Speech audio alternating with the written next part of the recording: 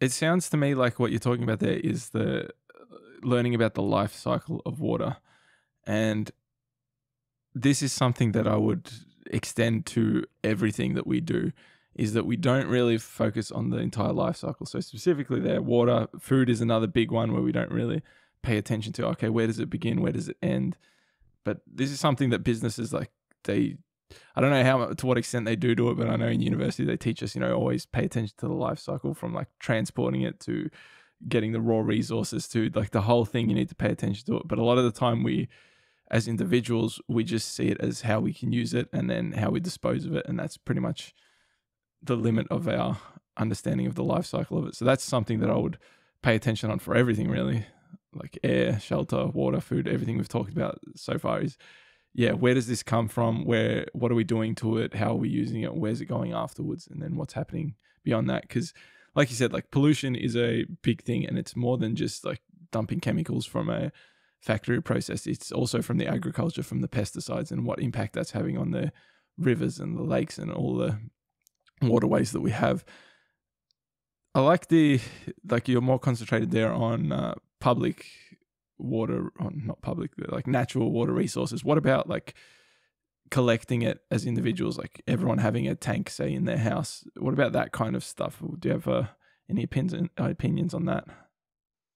Yeah, I think the ability to have your own, it's actually a good point. I think the ability to have your own, some form of water management locally for yourselves is always an advantage, because, even, people that are in bushfire areas, they do this a lot, because obviously it's a form of protection for where the environment which they live in.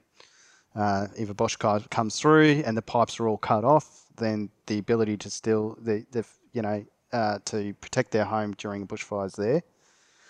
So managing your own water is definitely good. And I think one of the other things that I probably glossed over as well is understanding the minerals. So like water that's captured from one particular area isn't necessarily equal to water that's caught in another area. And that really does base on where you're geographically located as well. So understanding what minerals are, what your surrounding environment is in, where the water naturally goes, and what minerals are valuable because of that natural cycle. And then how can you look for opportunities where you live to take advantage of that? So maybe, and the reason I said that is it might not necessarily be a rain tank. Maybe a rain tank is a good thing for collecting water, but it might be, some kind of form of dam or rock dam or whatever within your backyard that might be a more valuable approach too. So, I think looking at those options and figuring out how you can best manage that in your area is going to be of value.